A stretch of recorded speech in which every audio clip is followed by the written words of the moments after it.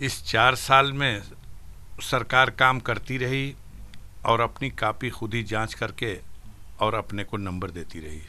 अपने खिलाफ, अपनी पूरी टीम के खिलाफ जितने भी आपराधिक मुकदमे थे अपनी कलम से वापस ले लिए गए और सबको मिस्टर क्लीन बना दिया गया। इनाम घोषित करने के बाद यह तय कर दिया जाता है कि इसके पैर में गोली मार के इसको मार करके पकड़ा जाए। अब ये जो चौथी बरसी मनाई गई, इसके बाद 5वीं बरसी ये नहीं मना पाएंगे। खुद ही जज भी हैं, खुद ही जल्लाद भी हैं और खुद ही आरोप लगाने वाले भी हैं। लेकिन अगर ये लोग झूठे हैं तो जनता इस बार तय कर चुकी है कि किसी की संपत्ति लूट लेने, आज के इस दौर में सारी बदनामी हमारे खाते में है। आप उसकी लोकप्रियता से नफरत करते हो। लाना चाहते हैं यूपी मुख्तार को। क्यों लाना चाहते हैं भाई?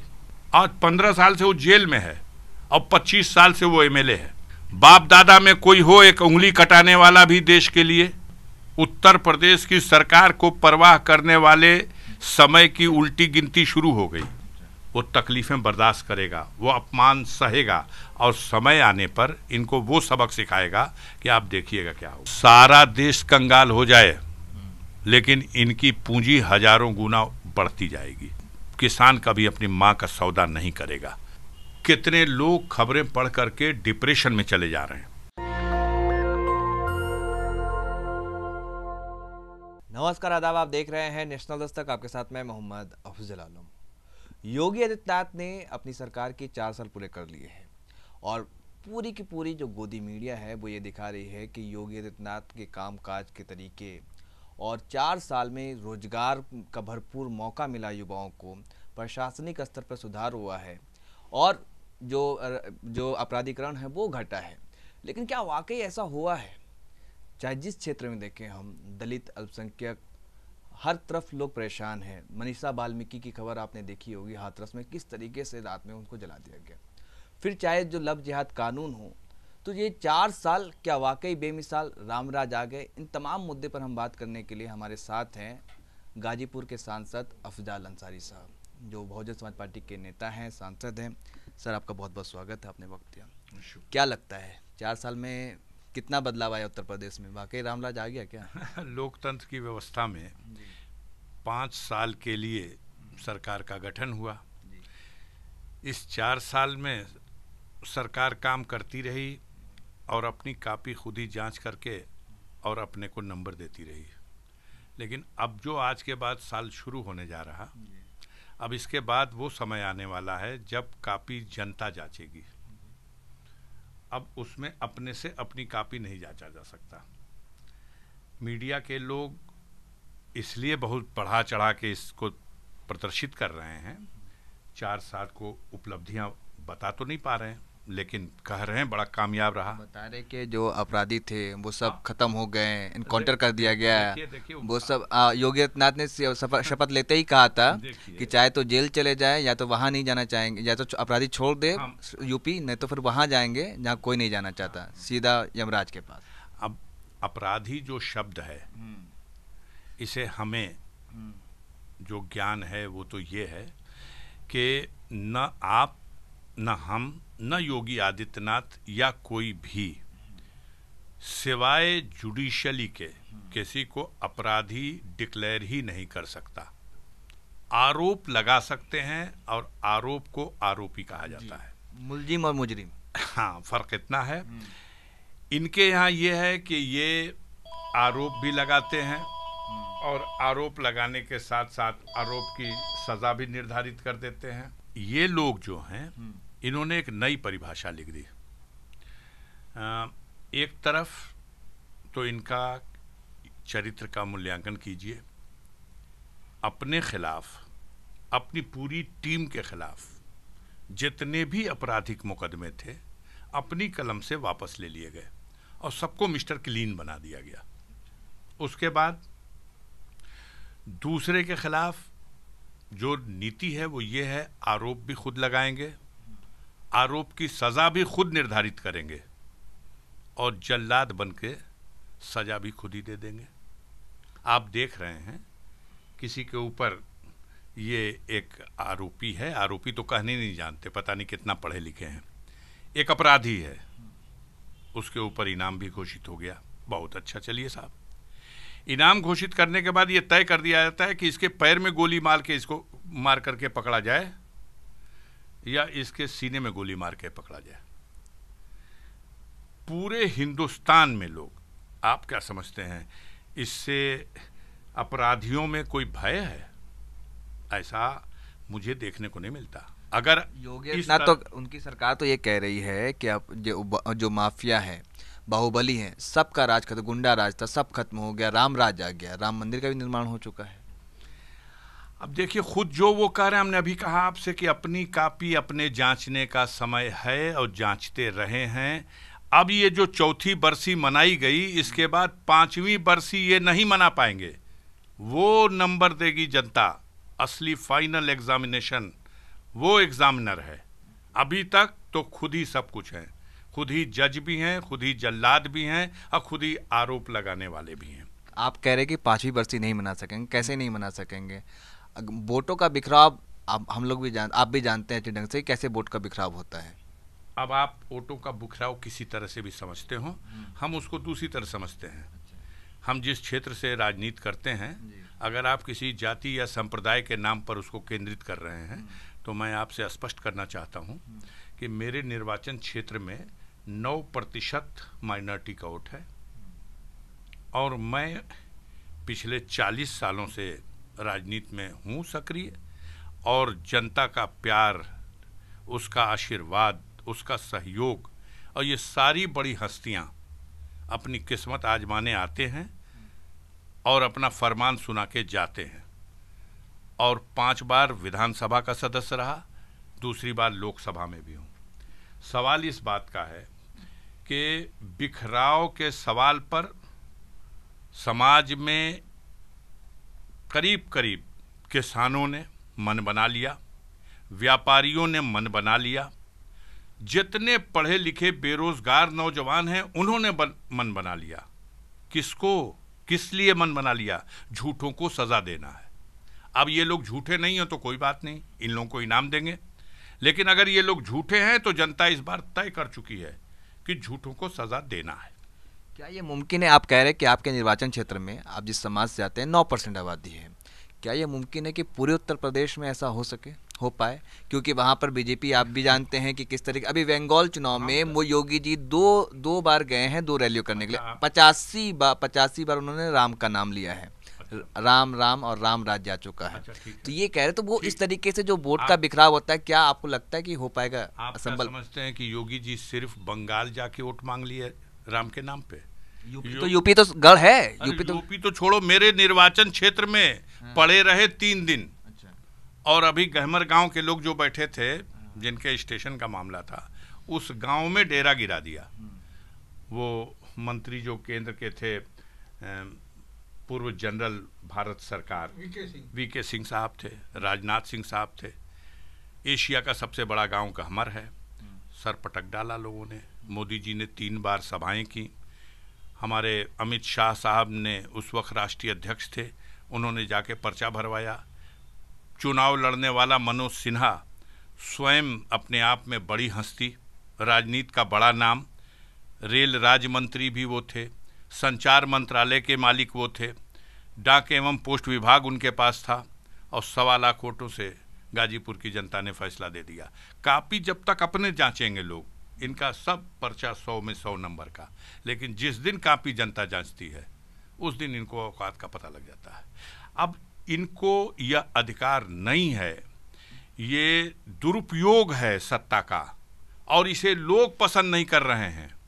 वो हताश और निराश लोग जो जानते हैं कि कल भी जनता की अदालत में परिणाम क्या आएगा, वो चाहते हैं कि जब तक सत्ता है, इस सत्ता का चाहे जिस तरह से दुरुपयोग किया जाए, अपने विरोधियों को समाप्त कर दिया जाए, अपने विरोधियों को नष्ट कर दिया जाए। मेरा ये मानना है कि किसी की संपत्ति लूट लेने, किसी की इमारत गिरा देने से अगर आप समझते हैं कि वो कंगाल हो गया, तो ये आपकी भूल है।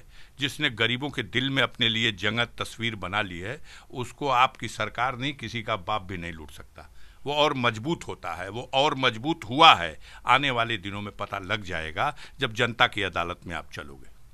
हमारे परिवार ने देश की सेवा में हमेशा योगदान दिया है, हमेशा सहयोग दिया है। देश की आज़ादी की लड़ाई में कुर्बानी दी, देश की सीमाओं की रक्षा में कुर्बानी दी। हम गर्व से कह सकते हैं कि हमारे ही परिवार के एक सदस्य हैं हामिद अंसारी साहब, जो 2 बार उपराष्ट्रपति के पद पर रह करके और देश की सेवा करते रहे। उससे पहले उन्होंने अपना सारा जीवन विभिन्न पदों पर जिम्मेदारियां निभाने में, अनेकों मुल्कों में उन्होंने भारत के सफ़ीर की हैसियत से, यूएनओ में भारत के प्रतिनिधि की हैसियत से बहुत बड़ी बड़ी जिम्मेदारियां निभाई। जामिया के भी वाइस चांसलर रहे, अलीगढ़ मुस्लिम यूनिवर्सिटी के वाइस चांसलर रहे, और उनके पिता अब्दुल अजीज़ अंसारी साहब, वो भी महान स्वतंत्रता संग्राम सेनानी थे। सेकेंड वर्ल्ड वार में तुर्की जो पहला वफद भेजा गया था डॉक्टर अंसारी के नेतृत्व में, मेडिकल वफद, उसमें अब्दुल अजीज़ अंसारी साहब भी भेजे गए थे। सर, एक आपके परिवार का इतना गौरवमय इतिहास रहा है, लेकिन आपके मुखालफिन जो है वो आपको विलन की तरह समाज में पेश करते हैं। आप बताओ आज के इस दौर में, या आप जो पुलिस बस एक बात पे बात खत्म, आप उसको परखो। आज के इस दौर में जब जाति के नाम पर, मजहब के नाम पर समाज को बांट दिया गया है, आज के इस दौर में सारी बदनामी हमारे खाते में है। आज के इस दौर में सत्ता में बैठे हुए केंद्र की सत्ता में नरेंद्र मोदी और उनकी सरकार, प्रदेश में योगी आदित्यनाथ उनकी सरकार, चुनाव आयोग, सारा शिकंजा। मुख्तार अंसारी जेल में हैं और 3 बार से चुनाव जीतते हैं। कैसे जीतते हैं? वो माफिया हैं इसलिए जीतते हैं, या वो गरीबों का मसीहा है इसलिए चुनाव जीतता है? फर्क है बस थोड़ा सा शब्दों में। कुछ लोग हैं जो उसे माफिया कह दें, लाखों लोग हैं जो गरीब, बेसहारा, बेकस, वो लोग उसे अपना मसीहा कहते हैं। आप समझ सकते हो कैसे कोई आदमी जीत सकता है जेल में रह करके? वो 15 साल हो गया जेल में, नामांकन भी जेल से भरता है, एक दिन की पेरोल भी नहीं मिलती।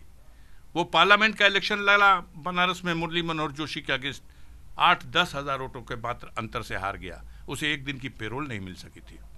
आप उसकी लोकप्रियता से नफरत करते हो, आप उसकी जो एक छवि है कि वो गरीबों के लिए खड़ा हो जाएगा, बड़े से बड़े दबंग उसके सामने बौने हो जाएंगे, इसलिए आप नफरत करते हो। इसलिए आप नफरत करते हो कि आप 9% की आबादी वाले गाजीपुर में सर पटक के मर जाते हो जनता की अदालत में, अफजाल अंसारी का झंडा बुलंद हो जाता है। मनोज सिन्हा को पिछले चुनाव में हराया था 2,27,000 वोट से, और इस बार हराया हूं 1,25,000 वोट से। एक खास बात यह कि जो भी आपसे या आपके परिवार से हारता है, बीजेपी उसको बड़ा बड़ा पद देती है। मनोज सिन्हा साहब को कश्मीर का उपराज्यपाल बना दिया गया। उसी से समझ लीजिए, उसी से समझ लीजिए, घोसी में चुनाव लड़ा मुख्तार का बेटा अब्बास अंसारी, आपके भतीजे, और घोसी से फागू चौहान जो बीजेपी के चुनाव लड़े थे, बड़े नेता थे, उनको इनाम मिला, वो जाकर के आज बिहार के राज्यपाल बना दिए गए।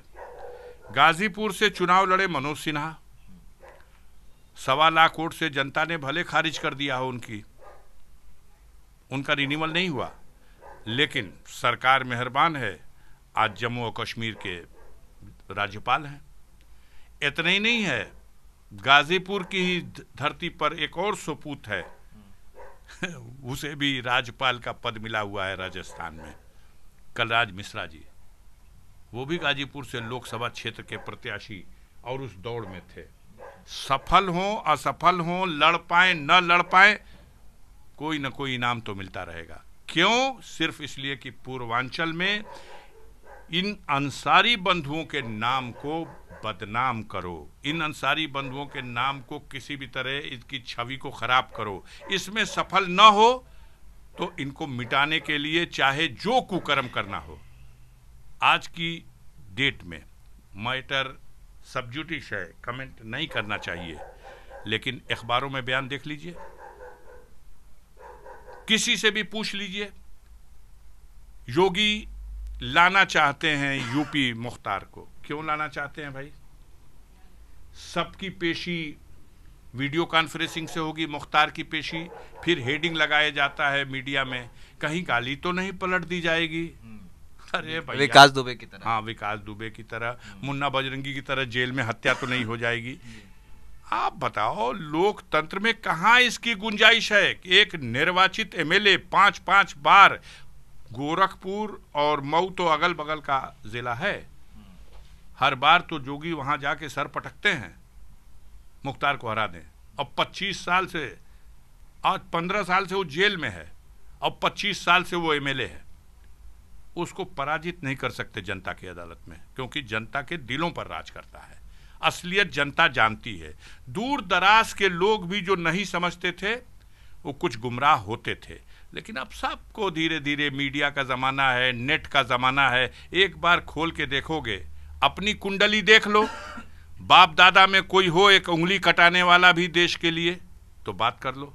मेरे परिवार में 12 ऐसे स्वतंत्रता संग्रामी सेनानी हैं जिन्होंने देश के लिए बलिदान दिया, अपनी जवानी का बलिदान दिया, जेल काटी। लेकिन आप लोगों को तो विलन बना दिया जाता है आपके मुखालफिन के द्वारा, मीडिया के जो गोदी मीडिया जिसे हम लोग कहते हैं उसके द्वारा आपको विलन बना दिया जाता है। लेकिन ठीक है, सवाल ये है कि बीजेपी हर अपने मंसूबे में बार बार कामयाब हो जाती है हिंदू मुसलमान करने में, जो समाज का पिछड़ा तबका हो, अल्पसंख्यक हो, शोषित हो, वंचित हो।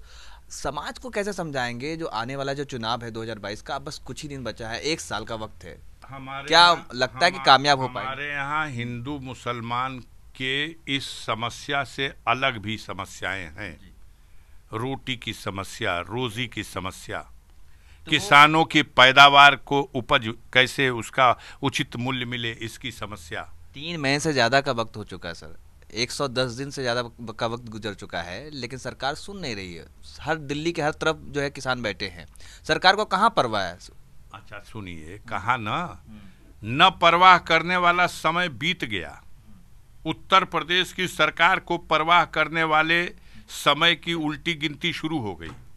अब 365 दिन से 364 दिन कल हो जाएगा, परसों 363 दिन हो जाएगा, उसके बाद 362 दिन, उल्टी गिनती शुरू। वो तो जय श्री राम का नारा लगाएंगे, राम राज का नारा लगाएंगे, हो जाएगा। ये जो बैठे हुए लोग हैं, इसमें 90% वही लोग हैं जो उनको वोट दे करके लाए हैं दिल्ली, लखनऊ और दिल्ली की कुर्सी पे। जो कुर्सी पे बैठाना जानता है वो कुर्सी से हटाना भी जानता है, और वो उनको हटा के मानेंगे।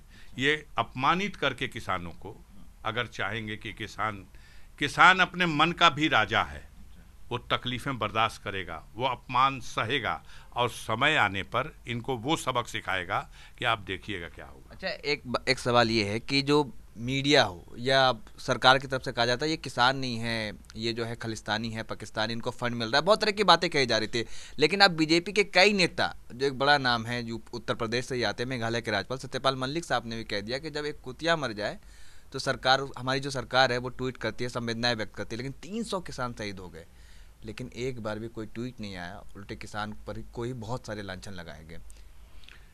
अब वो देख रहे हैं, सब लोगों को पता है, गांव-गांव में चर्चा हो रही है कि उन 2 लोगों को जो चहेते हैं सरकार के, भारत सरकार के 2 चहेतों के घर अगर कोई नया जन्म भी होता है तो लोरी गाने के लिए सरकार खड़ी हो जाती है।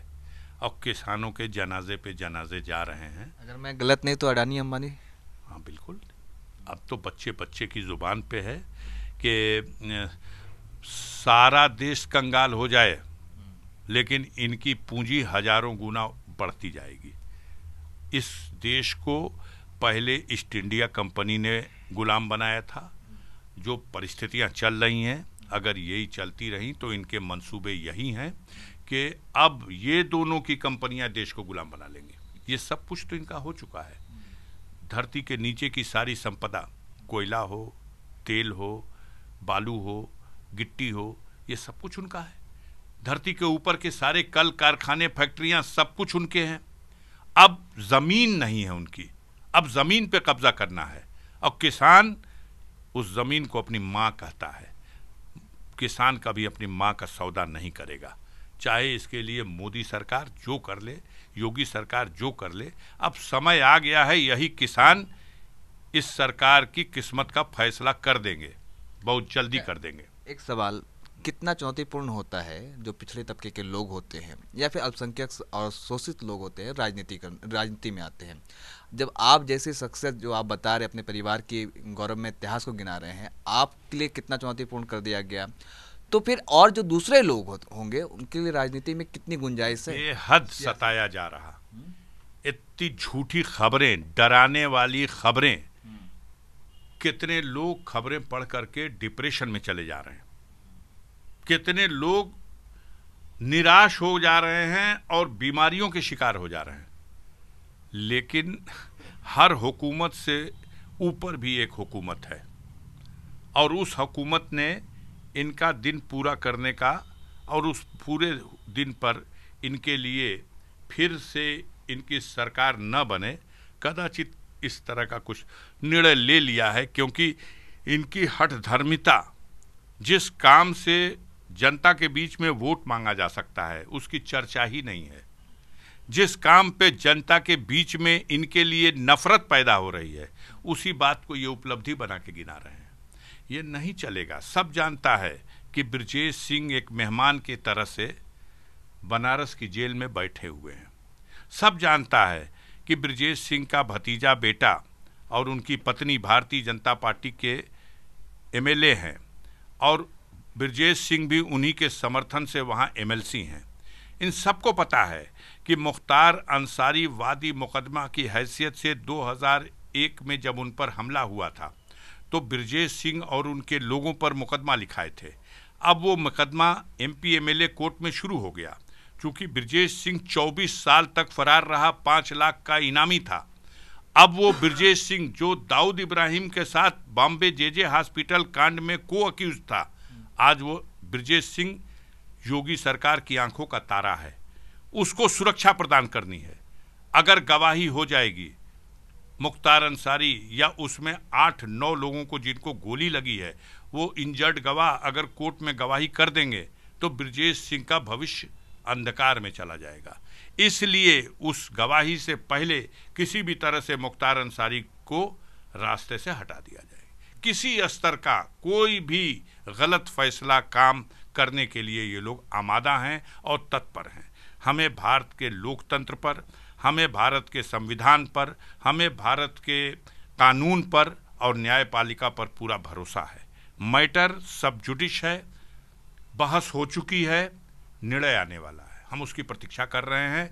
सारे हिंदुस्तान के लोगों को इंतजार है कि क्या निर्णय आता है और इनको इंतजार है। ये कहते हैं पंजाब की सरकार बचा रही है, उसके साथ ही साथ ये भी बात सामने आ जाती है इसका मतलब तुम उसे कत्ल करने के लिए लाना चाहते हो। कौन सा मुकदमा उस पर चलाओगे? कौन सा मुकदमा उसके खिलाफ बचा है? गैंगस्टर। 5 बार उत्तर प्रदेश सरकार ने रासुका का मुकदमा लगाया, 5 रासुका खत्म हो गया। आपने उसके ऊपर 5 गैंगस्टर एक्ट लगा रखे हैं। एक व्यक्ति पे 5 गैंगस्टर। क्या है तमाशा? तो मतलब आपके परिवार को डराया जा रहा है? डरने वाले हैं नहीं, हम नहीं हैं। हम सजा और जजा का मालिक किसी और को मानते हैं। जिस दिन वहां से दिन पूरा हो जाएगा, एक सांस हम ज्यादा जी नहीं सकते और जब तक वहां से दिन पूरा नहीं है कोई भी मेरा बाल बांका नहीं कर सकता। हम ईमान वाले लोग हैं, हम डरने वाले लोग नहीं हैं। 22 की क्या तैयारी है सर? आपकी पार्टी मायावती जी अकेले चुनाव लड़ने का फैसला कर चुकी है, ठीक है, तो आप 22 के लिए तैयारी के लिए आप लोग कैसे तैयारी कर रहे हैं? ये अपनी रणनीति का खुलासा हमारे नेता करेंगी और उसकी रणनीति का खुलासा हमें मीडिया में करने का कोई अधिकार नहीं है। आखिरी सवाल कि मायावती दलितों की लीडर कही जाती हैं, ठीक है, तो जो बीजेपी राम मंदिर के इशू पर हो या फिर उसके बाद जो जय श्री राम के नारे लगाती है, उस नारे के साथ वो सबको एक करने की कोशिश करती है और हिंदू मुसलमान में वोट को बांटती है, तो क्या आप लोगों को रोक पाएंगे इस मुद्दे पर? देखिए, पहले भी बहुजन समाज पार्टी ने ही भारतीय जनता पार्टी को सत्ता से बेदखल किया था। याद रखिएगा उस इतिहास को, जब पार्लियामेंट में अटल बिहारी वाजपेयी की सरकार जो शपथ ले चुके थे और बहुमत साबित करने के लिए हाउस में आए, तो बहुजन समाज पार्टी को ही ये क्रेडिट जाता है कि उसने अपना वोट उस सरकार के खिलाफ दे करके और अटल बिहारी वाजपेयी को प्रधानमंत्री पद से इस्तीफा देने के लिए मजबूर कर दिया। मैं आज भी ये विश्वास रखता हूँ कि उत्तर प्रदेश ही नहीं पूरे देश के पैमाने पर भारतीय जनता पार्टी को परास्त करने का मादा बहुजन समाज पार्टी रखती है और बिना बहुजन समाज पार्टी के ये फासिस्ट ताकतें परास्त नहीं हो सकती। उनके पास ये कहना कि सिर्फ दलितों की लीडर है, यह गलत है। वो सर्व समाज की बात करती हैं और समाज के हर वर्ग के लोग उनके साथ हैं। दलित भी उनके साथ है, बैकवर्ड भी उनके साथ है, माइनॉरिटी के लोग उनके साथ हैं और अपर क्लास के लोग भी अच्छे लोग उनके साथ हैं। जब सपा की सरकार होती है तो यादवों की सरकार कही जाती है, मायावती होती हैं तो दलितों की सरकार कही जाती है और अभी योगी आदित्यनाथ है तो ठाकुरों की सरकार कही जाती है। तो इसलिए मैंने कहा था, और ये सवाल है कि मीडिया में बहुत ताकत होती है। आप मीडिया को देख रहे हैं कि मीडिया की भूमिका क्या है, और हर घर में 2 कार्यकर्ता है, चाहे कोई भी घर हो, अखबार और टीवी, ये तो पूरी तरीके से बीजेपी के कार्यकर्ता की तरह काम कर रहे हैं। तो आप लोग इनसे मुकाबला करने के लिए, इनसे लड़ने के लिए क्या उपाय निकालेंगे? आप लगता है मान चुके हैं कि बीजेपी अब कोई मतलब ऐसी शक्ति बन चुकी है जिसके खाते में सिर्फ विजय लिखी है। मैं आपसे कहूँगा कुछ दिन प्रतीक्षा कर लीजिए। 5 राज्यों में चुनाव होने वाला है, रिजल्ट हो रहा है चुनाव, रिजल्ट आएगा, आप देख लीजिएगा। शायद एक जगह या एक भी जगह नहीं, खाता भी नहीं खुलेगा। उल्टी गिनती शुरू हो चुकी है, बदबू हो गई है। हर आदमी मान लिया है कि झूठ बोलते हैं, हर आदमी मान लिया है कि देश को कंगाल कर दिया, हर आदमी मान लिया है कि देश का अपमान हो रहा है। आज भूखमरी से लड़ने वाला जो मादा पहले भारत के पास था, उसमें हम बहुत नीचे चले गए। आज हमारी औकात ये हो गई, हम डॉलर के मुकाबले की बात करते थे और आज हम बांग्लादेश के टके के मुकाबले भी, बांग्लादेश का टका हमसे ज़्यादा कीमत का हो गया और हम बांग्लादेश के टके से भी नीचे आ गए। हम 2 करोड़ बेरोजगार नौजवानों को हर साल रोजगार देने की बात करते थे। आज भारत में 12 करोड़ ऐसे लोग हैं जिनका रोजगार खत्म हो गया। 44 साल में सबसे ज़्यादा आज हमारी जो विकास दर है वो उस मुकाम पे है कि मतलब कैसे उबर पाएंगे, कितने दिनों बाद उबर पाएंगे। ये एक बहाना मिल गया कोरोना का, और इसकी आड़ में छुप करके हम अपने को जितनी देर छुपा लें, पब्लिक छुपने नहीं देगी। समाज में बदबू हो गई है, समाज का हर वर्ग अब फैसला ले चुका है कि ये बेईमान और झूठे लोग हैं, इनको हटाना है। और देख लीजिएगा, ये 5 चुनाव के बाद उत्तर प्रदेश का नंबर है और नंबर उत्तर प्रदेश से शुरू होगा हटाए जाने का। बहुत बहुत शुक्रिया सर, आपने वक्त दिया। तो ये थे अफजाल अंसारी, जिनका कहना है कि 5 राज्यों के चुनाव ही बता देगा कि बीजेपी क्या गुल खिलाती है, और पूरी तरह से बीजेपी जो है वो बदबू हो चुकी है। और जो देश की जनता है, देश की आवाम है, जिस तरीके से बढ़ती महंगाई, बेरोजगारी और जो लोगों के पास नौकरी को लेकर परेशान है, इन सब के मुद्दे पर चुनाव होगा तो बीजेपी पटखनी मात खाएगी। तो इस तरीके से तमाम मुद्दों पर आज हम बात करने आए थे अफजाल अंसारी साहब से। तो उनका साफ तौर पे कहना है कि हमारी सरकार आने वाली है 2022 में और उत्तर प्रदेश से ही नंबर शुरू होगा। कैमरामैन आशीष के साथ मोहम्मद अफजल आलम, नेशनल दस्तक। नेशनल दस्तक की आपसे गुजारिश है कि अगर इसको बचाना चाहते हैं तो नेशनल दस्तक को सब्सक्राइब करने के लिए रेड कलर के सब्सक्राइब बटन को दबाएं, फिर बेल आइकन की घंटी दबाएं। नेशनल दस्तक को बचाने के लिए बहुत जरूरी है कि हर खबर को शेयर करें, लाइक करें, कमेंट जरूर करें।